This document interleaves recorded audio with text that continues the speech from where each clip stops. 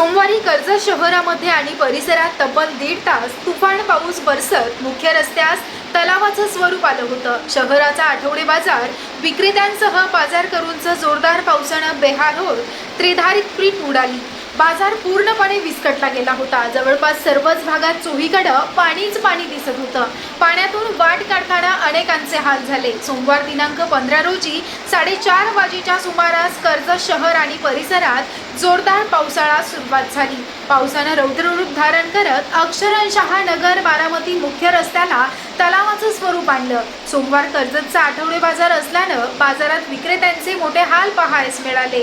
अनेक सखल भागात तर गुडघाभर पाणी साचलं होतं। त्यामध्ये अनेक बाजारातील दुकानं पाण्याखाली जात विक्रीसाठी आणलेला शेतमाल पाण्याच्या लोंढ्यानं वाहून जाताना आणि पाण्यावर तरंगताना पाहावयास मिळाला।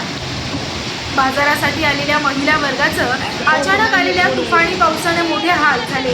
शहरातील अनेक तळमजल्यावरील दुकानात पाणी घुसलं तर मैदानी भागात तलावासारखं पाणी साचलं। यंदाच्या मान्सून हंगामात सर्वात जास्त सोमवारी पडला। संध्याकाळी उशिरापर्यंत तुफानी पडलेल्या पावसानं नुकसान झालेली नोंद महसुली दप्तरी नव्हती। कर्जत दर्शन न्यूजसह कॅमेरामॅन दिलीप अनारसे।